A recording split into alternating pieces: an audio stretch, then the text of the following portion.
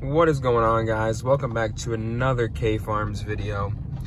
We're gonna do a little bit something different today. A lot of people have asked me, what do farmers do in January? You know, what are we doing in the winter? And so I'm gonna give a little idea what we do in the winter. And we're gonna do this, make this a 12-month series or whatever. And I'm gonna go through every month and show you what we're doing. So for January, a big thing is trimming. So all the trees on the farm get trimmed. There's one block right up here we're not gonna trim this year. It's for different reasons. If you guys want to hear about that, maybe I'll make a little Instagram story on it. But these are not gonna be trimmed. Everything else on the farm, everything's gonna be trimmed. Well, we'll get to the apples, but we're gonna start off with peaches. And if you're wondering why I'm not getting out of my truck right now, it's because it is 19 degrees out and I'm freezing. Because this is not what Michigan weather's normally like. So this is one of our peach blocks. There's some dead trees in there. Peaches die incredibly easy. But we won't trim these until, probably until they start to green out a little bit. So we're not really gonna talk on these because we're not doing anything with these in January. We're just hoping that they don't die from the cold. So we're gonna go to the next crop. Next crop we're gonna talk about is apples. We're gonna go into two different rootstock sizes. So this is a little more of a standard rootstock, and these have all been trimmed. Now the reason we're trimming all these is for light. So the ones you saw in the very beginning I looked at, I was talking about apple trimming, were for processing. So all we care about those is bushels. We're not looking for coloration, quality, anything. On these we're looking to get the best color out of these. So we make cuts to get light in between these layers. These are Gala, so these need to get a red coloration. They need light to do that. Also, including the processing, we need light to get into the tree to help set the buds for the following year. So in processing, we still make some lighting cuts to help those buds be developed. Also, if we let these trees grow forever, they're gonna move in.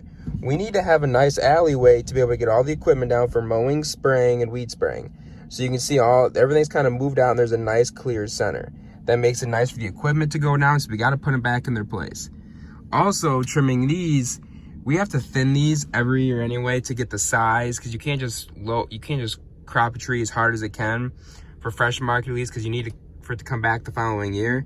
So by trimming it, we're already thinning some of those buds off to help for a following crop the following year. Well, we're down to 15 degrees now. So we're coming to a high density orchard block now.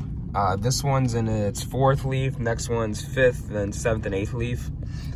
So these are a little bit different than the big trees we just saw. This is the new style of trees being planted. These are called high density orchards. The trees and row spacings are very close together to optimize quality of the fruit, light being in there, how many chemicals we're using. Everything about these orchards is a lot nicer. They are also a lot easier to trim. There's not as much wood in them. These have all been trimmed. These haven't been trimmed. These have been trimmed now. So basically, you know, we're trimming these two. I trim all of these. I don't really trim the big trees. I'm in a lot of this high density. I'm doing the same stuff. I'm looking for lighting cuts. It's not a whole lot of brush in here, so quality, it's really easy to get the spray material through. So I'm really looking to make cuts for lighting, and I don't want to trim too much out. As you can see, that for these, there's not a lot on the ground because I want to keep as many buds in here as I can. I'm going to thin these regardless. So I want as many buds in here as I can. So that's basically what we do with apples, at least in January. There's a lot more coming, but we'll go to the last crop. And last, we got the grapes. For grapes are different than any other crop we have. We don't care for lighting cuts. We're not really looking for quality in here. So basically, we're looking for tonnage. So we trim these to pick out as many as they can every single year. By doing that, we cut out the dead. So last year, that polar vortex is a lot of dead vines, a lot of dead plants. You get all the dead out, and then we're really leaving so many runners. We have 2 wires in this. We run a 2-wire system. We have the top cord on, and then we have a second wire that runs a little bit more tonnage. For these, we leave so many runners on every plant, and we're looking for a tonnage. We're gonna get the light quality is gonna go on the leaves, which is gonna help build the nutrients and the sugar within the berries. Quality doesn't matter because these are all being pressed for Welch's grape juice anyway. So it's not like these need you're not gonna eat these at table or a midnight snack or something. So yeah, these are trimmed for, I mean, literally just straight tonnage. But you can't crop them too heavy, otherwise it takes away from your sugar. And now in January too, a couple vineyards, we've actually, you'll see a video on it in probably a few days.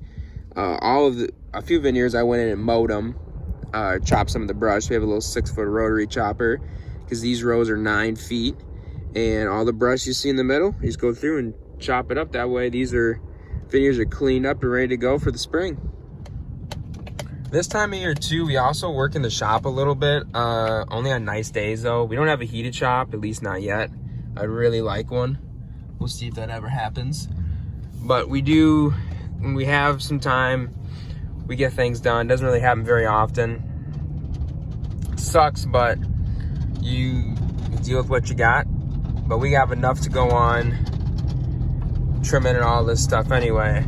And there is one other thing that we do in the winter that we're gonna go look at. We also plow a lot of snow in the winter. Just this year, not really. Haven't really had that much snow. So it hasn't been a problem. But yeah, normally we push snow. And lastly, what we do a lot in the winter is a lot of food safety. So we have the new FSMA rules we gotta follow. Just getting a whole binder ready for it. Have to go through this packet, this whole binder. The new tractor we gotta read the manual for it and get all the parts and filters. I have a whole 4 pages of filters and stuff I need to get for the other tractors. This is the only case we have. It's a 2019. See how long it stays. I don't really care for it that much. But yeah, so a lot of food safety stuff, tax stuff too, but this is the bulk of what I'm doing. And that kind of covers it for what we're doing right now in January at least.